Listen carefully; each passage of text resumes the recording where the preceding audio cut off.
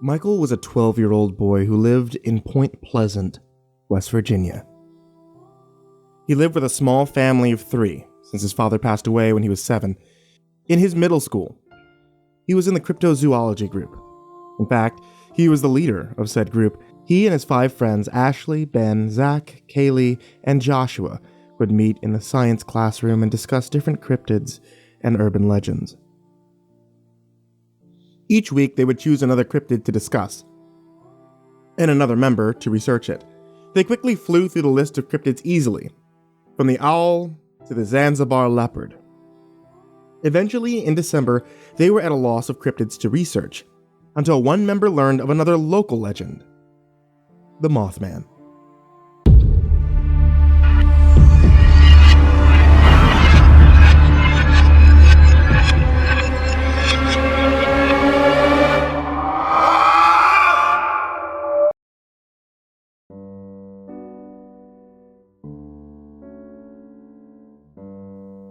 He told everything that he knew about him, and one by one, this cryptid grew on them. They argued over who should study it, when Michael, being the leader, announced that everybody would do this, as the cryptozoology's final cryptid. He read everything that he could find about the Mothman, and through reading the witness reports, found a possible hideout for it, a nest. Using all of the group's funds, they convinced the principal to give them a field trip to the West Virginia Ordnance Works, an abandoned World War II TNT factory. The bus driver drove 7 miles away from Point Pleasant and told them to come back if anything went wrong, and above all, to stay together. The 6 kids jumped off the bus and slowly walked towards the first building of the Ordnance Works. Along the way, each kid muttered to each other about how the air smelled like smoke and how freezing it was. Michael was the most excited. This was going to be amazing. He daydreamed about walking into the enigmatic-looking building and being startled by Mothman sitting up on a perch. Then discovering Mothman was friendly and riding him far away on the breeze. He smiled at the thought, but was interrupted when he saw that he was at the door. He nearly squealed with excitement as he opened the door and held it for his friends to come through. They crept through the doorway with their shoes making a dragging sound against the dirty vinyl floor, and came to a stop once they were all inside. Michael let go and walked forward in silence. Everyone jumped when the door made a loud echoing slam that seemed to go on for hours. The building was dirty inside. Brick walls, broken machines here and there, and one shattered window, which was the only source of light in the dimly lit building. They stood there in silence for a second before Michael broke it by taking a step forward. He looked back at his friends, and they followed his lead and came forward. They walked through the large main room, dragging their feet as they walked. Ashley glanced out the window and saw what looked like a raven or a crow flying away. She sighed, letting a cloud of warm air come out of her mouth, and looked ahead. Michael opened the door for them to go through, atop a set of rusty stairs, though Joshua insisted that they should go through another door just underneath. Ashley insisted yet another door, and Zack, fed up with the bickering, suggested they split up into groups. Jack went with Joshua, Ashley went with Ben, and Michael went with Kaylee. They agreed to meet up at the bus if anything went wrong. Michael grabbed the flashlight out of his backpack and turned it on. He nervously smiled at Kaylee and continued on through the door. He opened it and closed it as he entered, which again made an echoing slam. They crept down the hallway, which was pitch black aside from the flashlight. They felt uneasy as they couldn't see anything 4 feet ahead of them. So, how you holding up, Kaylee? Fine. Something's off. What do you mean? She was cut off by the sound of another door slam. They quickly spun around and heard slow, scraping steps coming closer. They stared in horror and silence as the steps became louder and louder. 2 dim red lights appeared down the hallway. Kaylee wanted to ask what they were, but her throat seemed to swell shut. The lights grew brighter and bigger as the footsteps came closer, and Michael felt a chill run down his spine. He stepped backwards, nervously. There was one last step, and then they stopped. The 2 huge red lights seemed to glow. Michael's arm twitched as he slowly raised the flashlight towards the red orbs.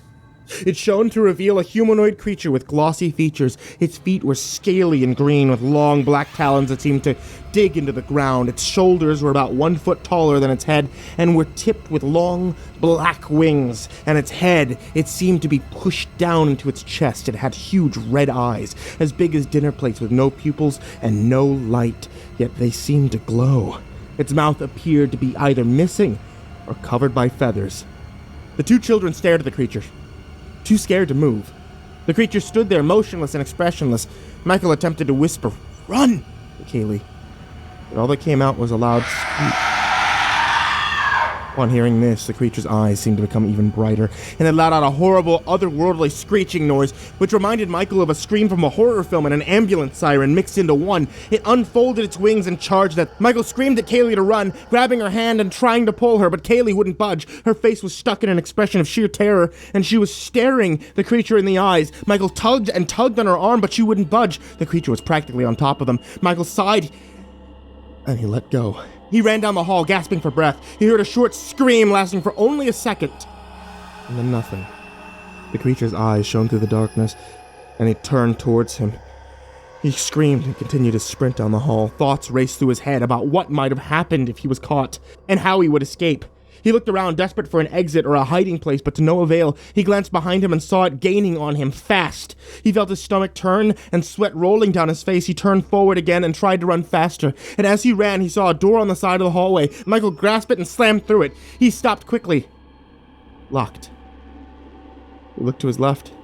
He saw the eyes growing closer and closer. He screamed again, frantically turning the knob back and forth. The door opened. He ran inside and left the door slightly ajar. He backed away behind a table in the room and prayed that it wouldn't find him. He heard the scraping footsteps again, then heard them slow.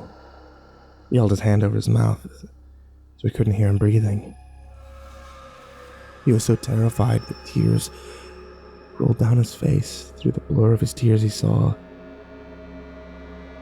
there was a hand mirror in the room. He held it up to see behind him. There it was.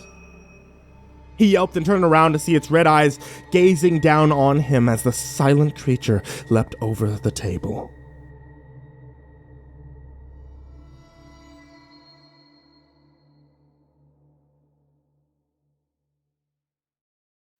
When the field trip had ended, Zack, Ben, Josh, and Ashley met outside in the snow. They asked each other if they'd seen Michael or Kaylee, but no one had. They sighed, puffed out clouds of warm air, and kicked their feet off the ground. They were interrupted by a sudden ominous, echoing screech. They stopped, sighing, and they turned, looking at the building. The creature flew out through the shattered window. As it flew, it twitched and writhed, and seemed to fall and take flight again as it flew by. One small, inky drop landed on Ashley's hand. A drop of blood.